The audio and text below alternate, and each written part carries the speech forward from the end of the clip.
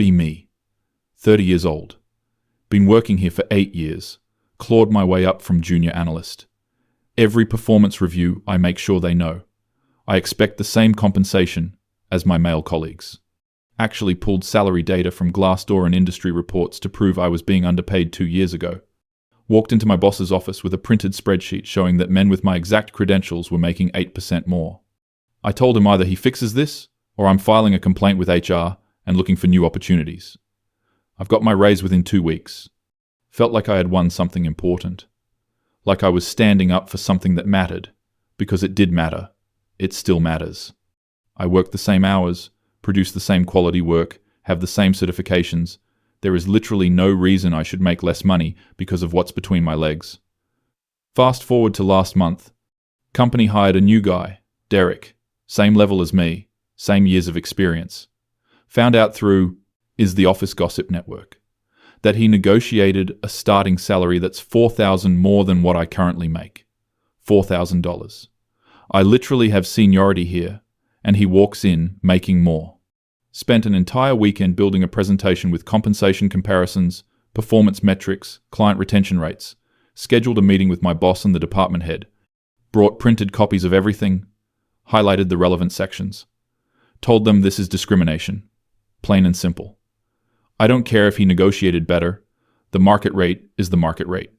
Either I get bumped up to match him plus a seniority differential, or I'm escalating this. They tried to give me some bullshit about budget constraints and different negotiation outcomes. I cut them off and said, that's not how equal pay works. You don't get to pay people differently for the same job based on who asks more aggressively.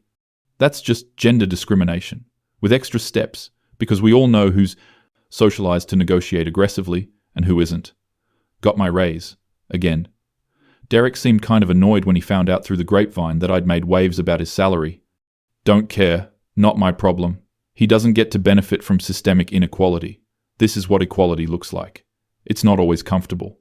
Around the same time, all this is happening, I'm seeing this guy Michael, met him through a friend's dinner party. He works in medical device sales.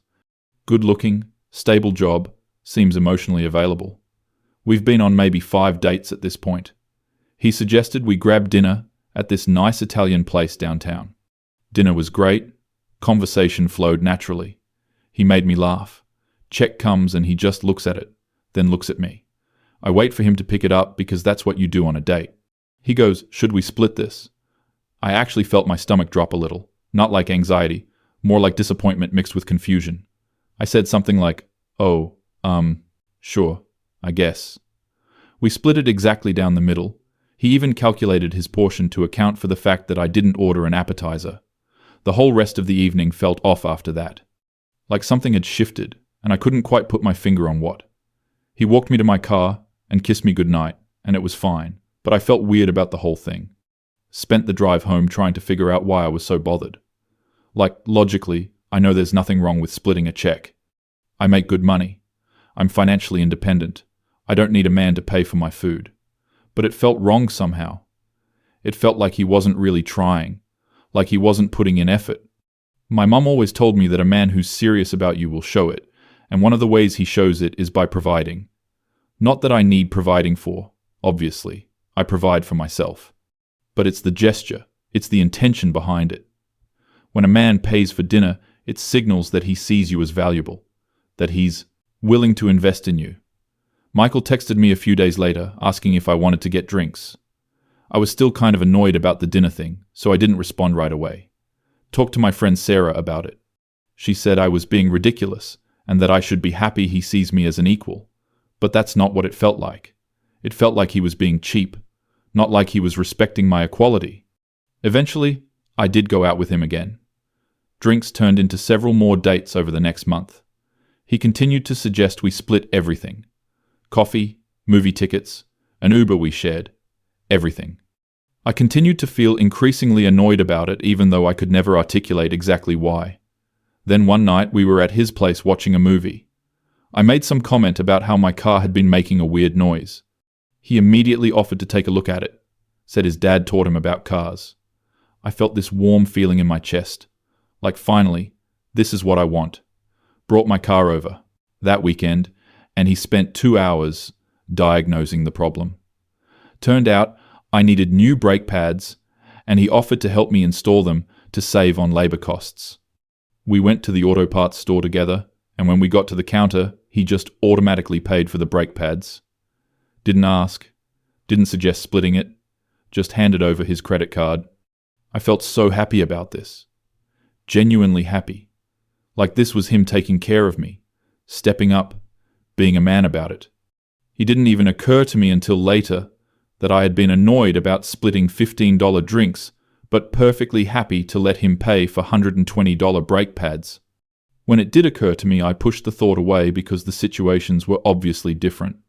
The brake pads were him doing something nice, choosing to help me with something I needed. The drinks were, I don't know, different somehow. Michael and I kept seeing each other, and I started noticing this pattern when we'd go out to eat or do activities. He'd suggest splitting costs. But when it came to things like picking me up so I didn't have to drive, or carrying heavy things, or any kind of physical task, he'd just do it without asking. And I liked that division. I liked that he saw me as someone he should help and protect in those ways. But I wished he'd just pick up the check at restaurants more often. We had been dating for about 3 months when I brought it up. Tried to be casual about it. Said something like, it would be nice if you got dinner sometimes. He looked genuinely confused. Said, I thought you'd appreciate splitting things. You seem really independent. I told him I am independent, financially independent. I make my own money and pay my own bills. But that doesn't mean I don't want to be treated well. He asked what I meant by treated well. I struggled to explain it in a way that made sense. Ended up saying something about how, when a man takes a woman out, there's a traditional expectation that he pays, and that fulfilling that expectation shows respect and interest. He pointed out that I've mentioned multiple times how important equality is to me. Brought up that I'd told him about fighting for equal pay at work. He said he assumed I'd want equality in our relationship too. I felt myself getting frustrated because he was conflating things that weren't the same. Told him that equality in the workplace and traditional dating roles aren't contradictory. One is about systemic fairness, and the other is about romantic gestures. He didn't look convinced, but he dropped it. Started paying for more of our dates after that conversation. I felt better about things. Felt like he was finally showing up the way I wanted him to. Then something happened at work that made me think about all of this in a way I didn't particularly enjoy. We have these monthly team meetings where we discuss ongoing projects and strategy. I'm usually pretty vocal in these meetings. I've never been shy about sharing my opinions. There's this older guy on the team, Richard, who has this annoying habit of interrupting people. He does it to everyone, but I noticed he does it to me and the other women on the team significantly more often. One meeting, he cut me off 3 times while I was presenting quarterly results. A third time it happened, I stopped mid-sentence and said, Richard, I'm going to need you to let me finish my thought. He got all defensive, said he was just trying to add context. I said he could add context when I was done speaking. Bit of an awkward silence, but I continued my presentation. I felt good about standing up for myself, about not letting him dominate the conversation just because he's a loud, older man who thinks his input is always necessary. Meeting ended, and my boss pulled me aside. Said he appreciated my contributions, but maybe I could try to be more collaborative in how I communicate. I asked him point blank if he would have said that to a man who stood up for himself. He got uncomfortable and said it wasn't about gender. I told him it absolutely was about gender, and that I wasn't going to sit quietly while Richard interrupted me. If that makes me seem non-collaborative, then maybe the problem is people's expectations about how women should communicate. Boss backed off. I felt vindicated. 2 days later, there was an after-work happy hour that a bunch of us went to. Just a casual thing. No clients, just co-workers getting drinks. I was standing at the bar ordering when this guy next to me, not from our company, started chatting me up. Normal bar conversation at first. Where are you from? What do you do? Then he started moving closer, getting more persistent. I asked for my number. I said I was seeing someone. He kept pushing, said we could just be friends. I was getting uncomfortable, but trying to stay polite. Then he put his hand on my lower back. I stepped away and told him I wasn't interested. He called me a bitch. Richard, the same Richard, who I'd called out in the meeting, immediately stepped between us, told the guy to back off, stood there until the guy left. Richard asked if I was okay, offered to stay nearby if the guy came back. I thanked him and felt genuinely grateful that he'd intervened. Didn't think about the contradiction until I was lying in bed that night. I had literally called Richard out for talking over me in a professional setting because I don't need men speaking for me or treating me like I can't handle myself. But I was genuinely relieved and grateful when he physically intervened with the aggressive guy at the bar, expected him to protect me in that situation, wanted him to step in. If I really believed in complete equality, shouldn't I have handled the bar situation myself? Shouldn't I have told Richard I didn't need his help? But I did need his help, or at least I wanted it. The guy was bigger than me, aggressive, potentially dangerous. Having Richard there made me feel safe. Isn't that what men are supposed to do?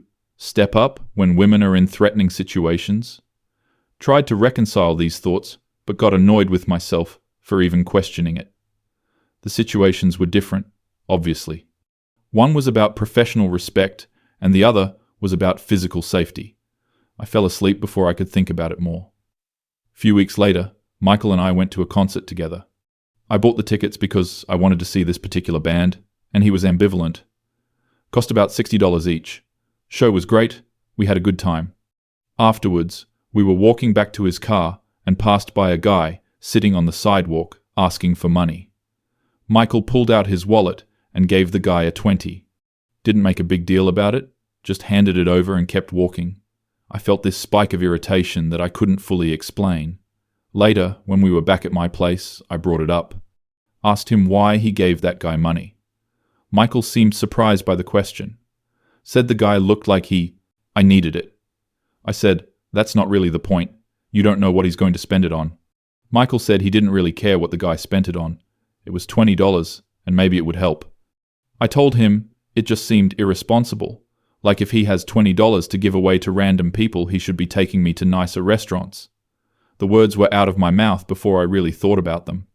Michael stared at me for a second. Then he said, I thought we had agreed to split most things equally.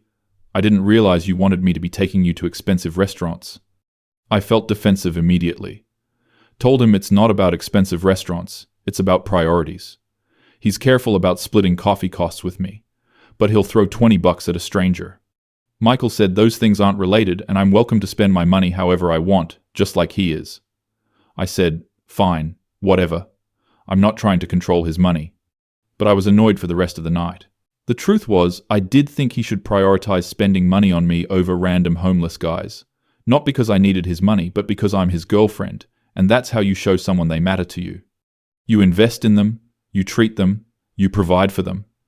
But I couldn't say that directly, because I also believe I don't need a man's money, and I'm perfectly capable of providing for myself. Both things felt true at the same time. Started noticing this kind of pattern everywhere in my life. At work, I was constantly vigilant about equal treatment, equal opportunities, equal recognition. When they were planning a big client pitch and initially only assigned male team members, I demanded to be included. Made a whole case about how diverse perspectives strengthen our approach and how client-facing opportunities need to be distributed equally. We've got myself added to the team. Pitch, meeting day, I wore my most professional outfit, prepared extensively, contributed significantly to the presentation. Afterwards, we all went to dinner with the client, senior partner from our firm, paid for everything. The client made some comment about how he appreciated us taking him out. I felt good about this, felt like this is how business should work. The firm demonstrates value by hosting the client properly. Didn't occur to me until much later that I had fought to be included in this dinner as an equal team member. But I had no problem with the male senior partner automatically picking up the check for the entire table, including me. If we're all equal contributors to the pitch, shouldn't we all chip in equally for the dinner? But that thought felt wrong, felt like it missed the point somehow. The senior partner paying was him representing the firm, not him treating me specifically. It was different from Michael splitting brunch costs. Had to be different. Even though I couldn't fully articulate why. My lease was coming up for renewal, and my landlord increased the rent by $200 a month. I was complaining about this to Michael. He mentioned that his place was bigger, and his rent was less than what I'd be paying after the increase. Suggested I could move in with him, split his current rent, we'd both save money. I felt immediately resistant to this idea, even though it made perfect logical sense. I told him I thought it was too soon. We'd only been dating for 6 months. He said that was fair. Just an option. But the real reason I didn't want to do it wasn't timing. It was that moving in together and splitting rent felt too transactional. Felt like roommates, not a couple. In my mind, if I was going to live with a boyfriend, I should be moving into a place he's providing, not paying half of his current rent like we're college kids with a shared lease. Didn't tell Michael any of this because I knew it contradicted everything I claimed to believe about financial independence. I make my own money, I pay my own bills, I don't need a man to provide housing for me. But I also didn't want to be a financial equal partner in that specific way. Wanted him to be established enough, successful enough, that me moving in wouldn't require my financial contribution. Or, at least, that's what it felt like I wanted, deep down, even though I'd never admit it out loud. Ended up renewing my own lease at the higher rent. One of my co-workers, Jennifer, announced she was getting married. We all went out for her bachelorette party. Bunch of us at a nice restaurant, drinking wine, talking about her wedding plans. Jennifer mentioned that her fiancé makes significantly more money than she does. Said they'd discussed finances and decided his income would cover their mortgage and major expenses, while her income would go towards savings and discretionary spending. One of the other women said that sounded like a good arrangement. I found myself feeling almost jealous. Jennifer gets to work, her normal job, contribute to their life together, but not carry the weight, their major expenses. She has a partner who out-earns her enough that she has that security. But then Jennifer said something about how she's going to let her fiancé make the final decisions about their investments since it's mostly his money. I immediately jumped in and said she shouldn't do that. Told her that giving up financial decision-making power in a relationship is dangerous. She needs to be an equal partner in all money decisions, regardless of who makes more. Otherwise, she's setting herself up for an unbalanced dynamic where he has control. Jennifer seemed a little taken aback. He said she trusts him, and he's better with investment stuff anyway. I told her trust isn't the point, equality is the point. She shouldn't diminish herself or her right to equal say just because he brings in more income. I felt very strongly about this as I was saying it. One of the other women pointed out that I'd just expressed envy about Jennifer's arrangement, where her fiancé covers their major expenses. But now I was criticizing the very dynamic that makes that arrangement possible. I said those things aren't contradictory. Jennifer can benefit from her fiancé's higher income without giving up her equal partnership rights. The woman said, but if he's covering the mortgage and major expenses from his income, doesn't he get more say in how that money is spent? I said no, absolutely not. That's how financial abuse starts. Marriage is a partnership, and all decisions should be equal, regardless of income disparity. But even as I said it, I felt confused about my own position. Because wouldn't I want exactly what Jennifer has? A partner who makes enough that I don't have to stress about major expenses, but I still get equal say in everything? That sounds ideal, actually. Contribute my income to our shared life, but not be solely responsible for keeping us afloat, and maintain complete, equal decision-making power about how all money is spent. Is that having it both ways? Pushed the thought down and ordered another glass of wine. Michael and I had been dating for almost 9 months when we took a weekend trip together. Drove up the coast to this little beach town, rented a room at a bed and breakfast. I had assumed Michael would book and pay for the room since he suggested the trip. He sent me a request for half the cost on one of those payment apps. I felt that familiar annoyance again. Paid my half but made some comment about how I thought this was supposed to be a romantic getaway. He said it was romantic. Why does romance require him to pay for my share of the room? I didn't have a good answer, so I just dropped it. Trip itself was nice. We walked on the beach, had good dinners, relaxed. Second night, we went to a nicer restaurant, the kind of place with a real dress code and a wine list. Dinner was amazing. We ordered appetizers and entrees and dessert. Split a bottle of wine. Check came, and it was expensive, like $250. Michael looked at it and then looked at me. I looked back at him. He said, "This is more than I was planning to spend. Would you be okay splitting it?" I felt anger rise up in my chest. Told him He's the one who made the reservation at an expensive restaurant. If he wasn't prepared to pay for it, he should have chosen somewhere else. Michael said he chose it because I'd mentioned wanting to go somewhere nice. I thought we'd split it like we split most things. I said, I don't want to split a $250 dinner on a romantic trip. He asked me why I expect him to pay for this, but I fought to split costs equally at work. I told him he was being deliberately obtuse. Those are completely different contexts, and he knows it. Romantic relationships aren't the same as professional environments. He said he's trying to understand my perspective, but it seems inconsistent to him. Claims to value equality, but only in contexts where it benefits me. I called him an asshole and went outside. Stood on the sidewalk trying to calm down.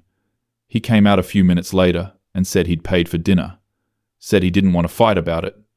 But the whole drive home the next day was tense. He kept asking me to explain the difference between wanting equal treatment at work versus traditional treatment in dating. I kept telling him he was comparing apples and oranges. Work is about systemic fairness and overcoming discrimination. Dating is about courtship and romance and gender dynamics that have nothing to do with workplace equality. He said, gender dynamics are gender dynamics, regardless of context. Either we have traditional gender roles or we have equality. Can't pick and choose. I told him that's a false dichotomy and shows he doesn't really understand feminism.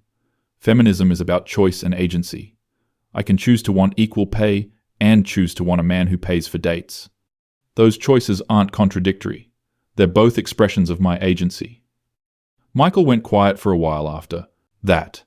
Then he said, so feminism means you get to choose whatever benefits you most in any situation, and I'm just supposed to accept contradictory expectations? I told him if he feels that way, maybe we shouldn't be dating. He didn't argue with that. We broke up basically as soon as we got back to the city. I was upset about it, but also relieved. Clearly, he just didn't get it, and I didn't need to waste my time explaining basic concepts to someone who wasn't willing to understand. Talked to Sarah about the breakup. She asked what happened, and I explained the whole fight about dinner and his accusations about me being inconsistent. Sarah was quiet for a minute. Then she said, do you see what he's saying at all? I asked her whose side she was on. She said she's on my side, but maybe Michael had a small point about the contradiction. I can't expect to be treated exactly the same as men at work, but differently than men in dating. I felt betrayed. Told Sarah, she, of all people, should understand that workplace equality and romantic dynamics are separate things. She said they're separate, but they're both based on gender.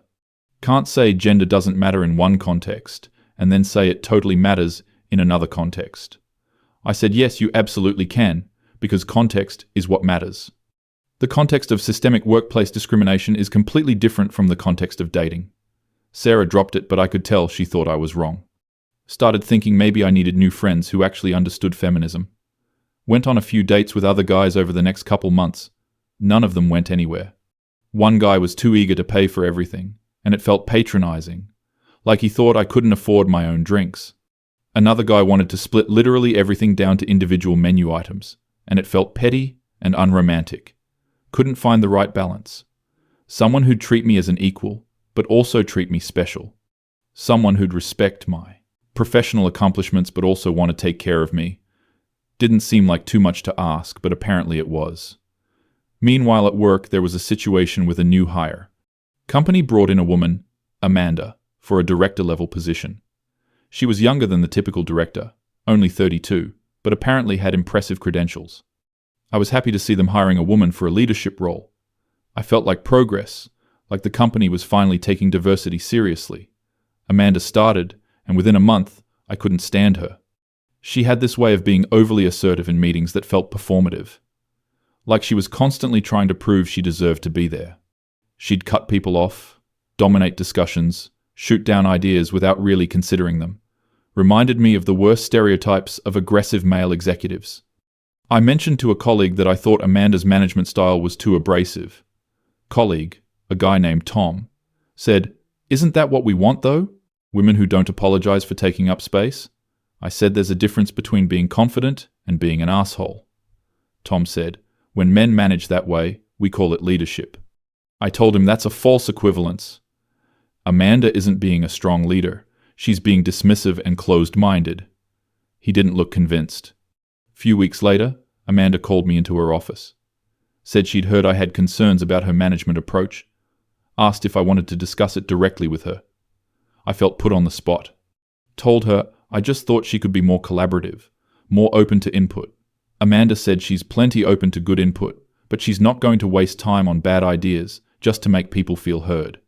Said that's the difference between her and a lot of managers. She actually makes decisions instead of trying to build consensus on everything. I said, collaborative decision-making isn't a weakness. She said she didn't say it was a weakness, but it's not her style, and her results speak for themselves. Then she said something that really bothered me. I said, I notice you don't talk about male managers this way. I've heard you defend assertive leadership when it's men. I told her that's not true and not fair. She said she's not here to be liked. She's here to deliver results. And if that makes people uncomfortable, they can take it up with the executives who hired her. Meeting ended, and I felt angry. Angry that she'd accused me of having a double standard. I criticize male managers all the time, Richard being a prime example. But something about the accusation stuck with me in an uncomfortable way. Did I judge Amanda more harshly than I'd judge a man doing the exact same things? I wanted to say no, but I honestly wasn't sure. Maybe I did expect women in leadership to be more collaborative, more emotionally intelligent. But isn't that fair? Shouldn't women lead differently than men? Isn't the whole point that we bring different qualities to leadership? If Amanda is just going to replicate toxic masculine management styles, then what's even the point of having women in leadership? But then isn't that exactly the kind of thinking that keeps women out of leadership in the first place? The idea that we have to lead like women instead of just leading effectively? I genuinely didn't know how to reconcile these thoughts. Spent a lot of time over the next few weeks just feeling confused about things I thought I had figured out. Started dating someone new, guy named Alex. Alex was different from Michael, more traditionally masculine. Had this confident energy, made decisions without overthinking them, naturally took charge of situations. I liked it, felt good to be with someone who just knew what he wanted. The first few dates he paid for everything without even discussing it. Opened doors, pulled out my chair, the whole traditional thing. I felt myself relax into it, like this is what I'd been wanting. Someone who understood how to treat a woman without needing it explained. About a month in, Alex mentioned he thought it was cute that I had a career. Something about the way he said it rubbed me wrong. Asked him what he meant by that. He said, just that it's nice. I'm ambitious. But obviously once we got serious and started a family, I'd want to focus on that. I felt myself tense up. Told him I've worked really hard to build my career, and I'm not going to give it up for anyone. He said he wasn't asking me to give it up, just to reprioritize. Told him no, I'm not reprioritizing. My career is important to me. He seemed surprised by my reaction. Said he thought I wanted a traditional relationship based on how I'd been acting. I said, I want a partner who treats me well. That doesn't mean I want to be a housewife. He said he treats me well by paying for things and taking care of me. But if I want a completely equal modern relationship, he can adjust. I told him I don't want him to adjust. I want him to understand that treating me well and respecting my career aren't mutually exclusive. He looked confused. Said, so you want me to pay for everything and open doors and protect you, but also treat you like a complete equal? I said, yes, exactly. He laughed and said that doesn't make sense. I told him it makes perfect sense. He's just not willing to put in the effort to understand. He said, it sounds like I want all the benefits of traditional gender roles and modern equality, with none of the drawbacks of either. I ended the date early and stopped responding to his texts. Clearly, he was just another guy who didn't get it. But I kept thinking about what he'd said, about wanting all the benefits with none of the drawbacks. Is that what I was doing? No, that's not fair. I have plenty of drawbacks. I deal with sexism at work constantly. I have to fight for every bit of recognition and compensation. I navigate the world as a woman, which comes with inherent vulnerabilities and dangers, wanting men to step up in certain ways. Isn't asking for special treatment. It's asking them to acknowledge the reality of gender dynamics. Yes, I can advocate for myself in a meeting, and yes, I appreciate when a man intervenes with an aggressive creep at a bar. Those things both make sense in context. The context is that Gender exists and affects everything, whether we want it to or not.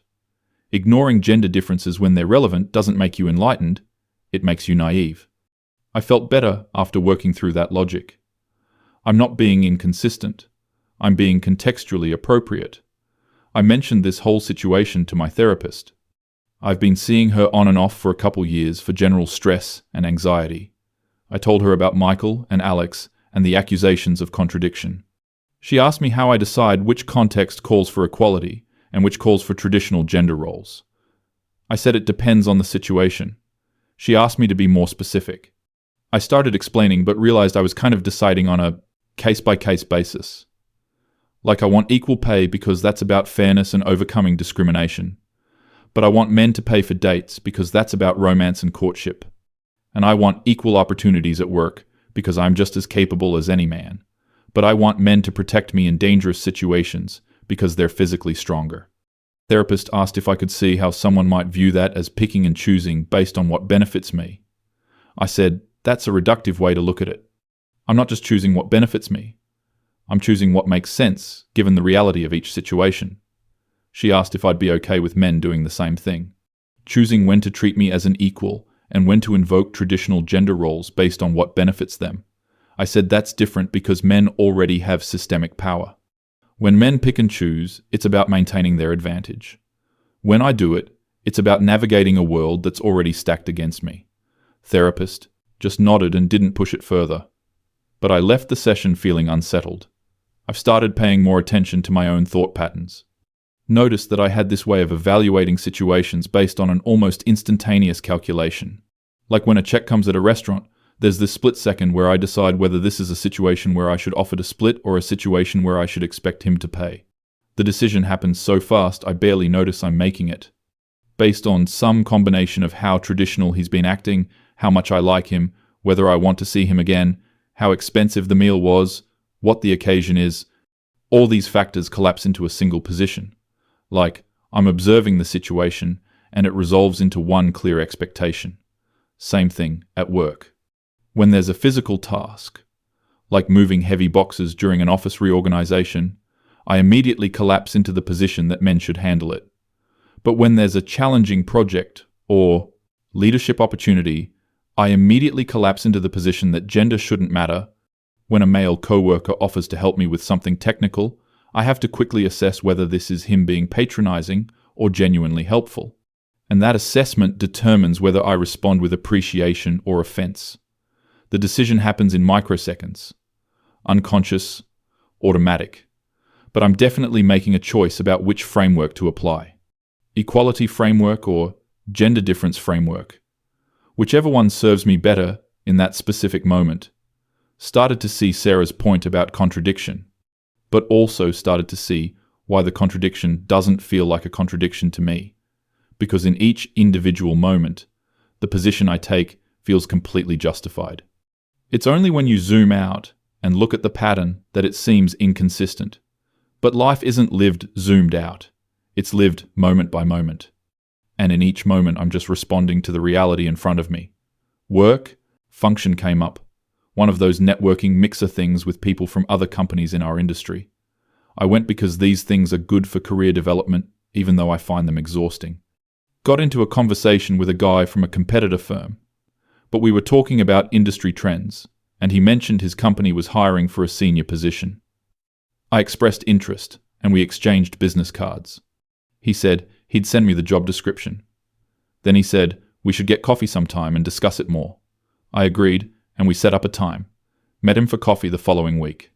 Conversation started professional, talking about the role and what they were looking for. I explained my background and qualifications. He seemed impressed. Then the conversation shifted slightly. He started asking more personal questions. Where I lived, what I did for fun, complimenting me in ways that felt less professional. Said something about how it would be great to have someone, like me, at their company. I started to feel like this was less of a job interview and more of him hitting on me. But I wasn't totally sure, and I didn't want to assume. Coffee ended, and he said he'd be in touch about next steps. He texted me that evening asking if I wanted to get drinks. No mention of the job. I felt disappointed and kind of used. like he'd presented this as a professional opportunity, but really just wanted to hit on me. I didn't respond to his text. Told Sarah about it, and she asked if I'd been clear that I was only interested in discussing the job. I said I thought that was obvious given the context. She said maybe he thought I was interested in him personally. I said I was professionally friendly. That doesn't mean I'm interested. She said some guys can't tell the difference. I said that's not my problem. He presented it as a professional meeting and then made it personal. That's a bait and switch and it's gross. Sarah agreed. That was annoying. Then she asked if I'd ever met up with a guy under professional pretenses when I was actually interested in him personally. I immediately thought of a situation from a couple years ago. There was a guy who worked at a client company that I thought was attractive. I'd suggested we grab coffee to discuss the project timeline, when really I just wanted an excuse to spend time with him outside the office. He seemed interested. We got coffee, ended up dating briefly. I told Sarah that was completely different. She asked how. I said I wasn't in a position of power over him. I wasn't potentially dangling a job opportunity to get a date.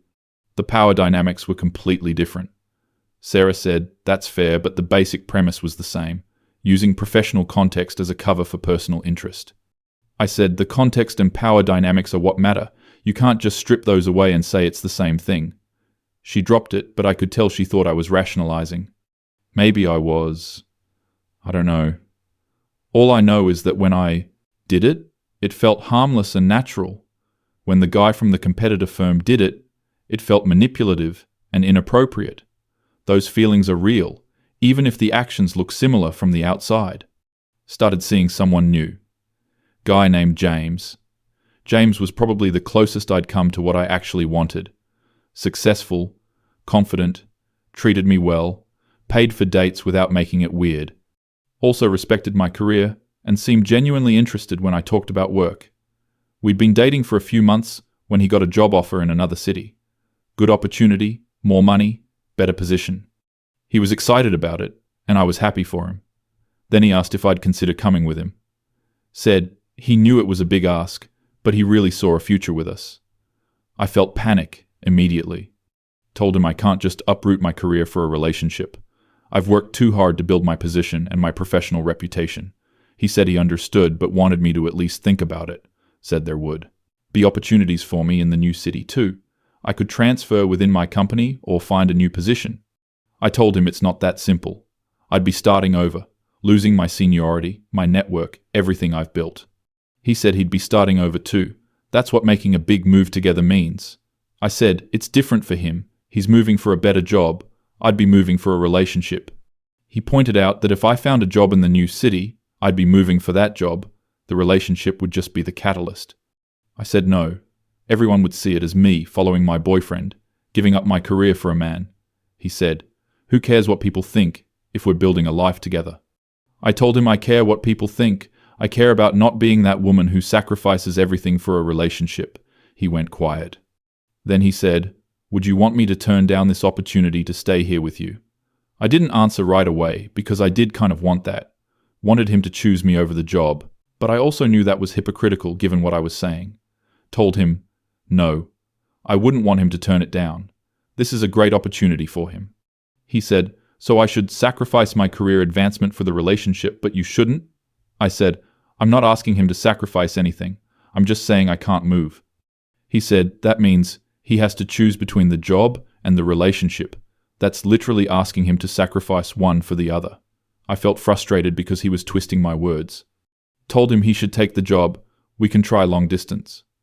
He said he didn't want to do long distance. He wanted to build a life with someone. We went back and forth for weeks. I kept thinking about what I actually wanted. Wanted him to turn down the job and stay with me, even though I'd never ask him to do that. Or wanted him to take the job and have it somehow not affect us. Or wanted him to take the job and for me to be able to come with him without it, meaning I was sacrificing my career. Wanted some option where nobody had to sacrifice anything. But that wasn't possible, and he eventually took the job and moved. We broke up. I was sad but also relieved. At least I hadn't compromised my principles. Hadn't become one of those women who gives up everything for a man. My career is important, and I made the right choice protecting it. Told myself that over and over. Few months later, one of my male colleagues, Jason, announced he was moving because his wife got a job opportunity in another state. He was leaving our company, seemed totally happy about it. I asked him if he was worried about finding a new position. He said he'd figure it out. His wife's opportunity was too good to pass up, and he was excited for her. Said they were partners, and sometimes that means supporting each other's advancement, even if it's inconvenient. I felt irrationally annoyed by this. Jason was giving up his job to follow his wife, and everyone thought it was noble and supportive. If I'd done, the same thing for James, people would have seen me as weak, as giving up my independence. Mentioned this to Sarah. She said, maybe I was projecting, and people wouldn't have judged me that way. I said, of course they would have. When a woman moves for a man, it's seen as capitulation. Sarah asked if I thought Jason was capitulating. I said no, but it's different for men. She asked how. I started to explain, but couldn't quite articulate it. Something about how men have inherent credibility in their careers, so they can take breaks or make moves without it defining them. Whereas women have to constantly prove ourselves, so any perceived sacrifice gets held against us. Sarah said that might be true, but also maybe I was using that as an excuse not to compromise. I told her I don't need excuses. I made the right decision for me. She said, okay, but did I actually make a decision, or did I just default to the position that required nothing of me? That hit harder than I wanted to admit. Had I actually weighed the options, or had I just immediately collapsed into the I can't sacrifice my career position because it was easier? Didn't want to think about it too much. Work has been going well at least. Got promoted to senior manager last year. Bigger team. More responsibility. Significant raise. Felt like validation that all my advocacy for myself had paid off. I'm getting the recognition and compensation I deserve. There's a younger woman on my team now, Melissa, reminds me of myself a few years ago. She's smart, ambitious, doesn't take shit from anyone. I've tried to mentor her, give her the support I wish I'd had coming up. A few weeks ago, Melissa came to me upset. Said one of the guys on the team, Kevin, had taken credit for her idea in a meeting. She'd proposed a new process improvement, and Kevin had presented it to leadership as his own concept. I told her that's unacceptable and I'd handle it. Called Kevin into my office and confronted him. He said he'd built on Melissa's initial idea and developed it further, so it was collaborative. I told him if it was collaborative, he should have presented it as such. Taking someone else's idea and presenting it as your own is plagiarism even in a business context. He got defensive, said he didn't think it was that big of a deal. I said it is a big deal, especially when a male team member takes credit for a female team member's work. We told him he needed to send an email to leadership, clarifying that the idea originated with Melissa. He did it, reluctantly. Melissa thanked me and said she appreciated me going to bat for her. I felt good about it, felt like this is what women in leadership should do, protect and advocate for other women. Then a few weeks later, there was a situation with a different team member. Young guy, Marcus, relatively new to the company. He'd made an error on a client deliverable. Nothing catastrophic, but definitely a mistake. I had to decide how to handle it. I could have brought it up in the team meeting as a learning opportunity. Could have addressed it privately. Could have covered for him and fixed it myself. I ended up fixing it quietly and mentioning it to him privately afterward. Told him to be more careful, but didn't make a big deal of it. Later, I thought about how I would have handled the same mistake from Melissa. Probably would have done the same thing, protected her and addressed it privately. But would I have done that for Kevin? Honestly, probably not. Probably would have been harsher, maybe even brought it up in the team meeting, because I don't feel the same protective instinct toward the men on my team. I advocate hard for the women and hold the men to a stricter standard. Is that wrong? Feels like it's correcting for broader systemic imbalances. Men generally get more slack and more second chances in professional environments. So me being harder on them is just balancing the scales. But also, if I'm the manager, I'm supposed to treat everyone equally, regardless of gender. I manage based on performance and behavior, not based on identity. Another contradiction I don't quite know how to reconcile. Present day now. I'm 30, senior manager, good salary, nice apartment, independent life. Not currently dating anyone. Most of my free time goes to work and friends and trying to maintain some kind of life balance. I still believe in equality, still advocate for myself, still fight against discrimination. But I'm also tired, in a way I can't fully explain. Tired of having to calculate the right position for every situation. Tired of defending choices that feel natural to me, but look contradictory to other people. Tired of men not understanding what I want, even though I can't always explain it myself. Sarah asked me recently what I'm actually looking for in a partner. I told her I want someone who's strong, but not domineering. Someone who pays for dates, but doesn't think that entitles him to anything. Someone who respects my career, but also makes me feel taken care of. Someone who treats me as an equal, but also treats me special. Someone who understands that I can advocate for myself in professional contexts, but still wants to protect me in dangerous ones. Someone who doesn't need me financially, but wants to invest in me anyway.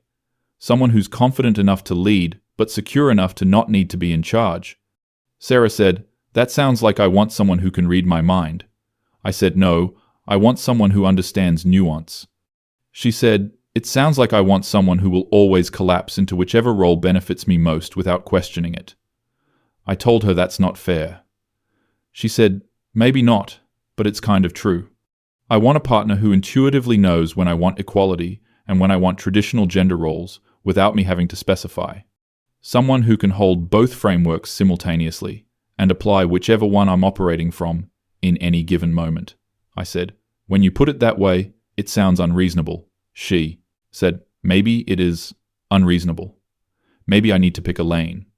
Either I want equality across the board, or I want traditional gender roles across the board." I told her I don't want either of those things across the board. I want the flexibility to navigate different situations differently. She asked if I give men the same flexibility. I didn't have a good answer. Truth is, I don't give men the same flexibility. When a man invokes traditional gender roles in a way that benefits him, I call it sexism. When I invoke traditional gender roles in a way that benefits me, I call it preference. When a man wants equality in contexts where it benefits him, I say he's trying to avoid responsibility. When I want equality in contexts where it benefits me, I say I'm fighting discrimination. I can see the double standard when I really look at it. But I can also justify every individual instance. Because the context matters. The power dynamics matter. The history matters. Men and women aren't operating from the same position, so equal treatment doesn't mean the same treatment. I genuinely believe that, but I also know I'm using that principle to excuse contradictions that benefit me. Like both things are true at the same time. The contradictions are real and the justifications are real. I exist in both states until someone observes the pattern and forces me to collapse into one position or the other. And even then, I find ways to maintain the superposition. Because giving up either framework means losing something I want. If I commit fully to equality, I lose the benefits of traditional gender roles. Men stop paying for dates, stop protecting me, stop providing in the ways that make me feel secure. If I commit fully to traditional gender roles, I lose my professional equality. I lose my right to demand equal pay and equal opportunities and equal treatment, so I don't commit fully to either. I keep both possibilities alive. I'm both the feminist who demands equality and the woman who expects chivalry. Both the independent professional and the one who wants to be taken care of. Both the strong advocate for myself and the one who wants male protection. I'm both until the moment demands I be one. And then I'm whichever one serves me better. And I genuinely don't see another way to be. The world isn't set up for women to just choose one framework and stick with it. We're expected to be both strong and soft, independent and nurturing, equal and special. So I navigate that by being whatever I need to be when I need to be it. Maybe that makes me a hypocrite. Or maybe that makes me a realist. Probably both. Definitely both. I'm still both.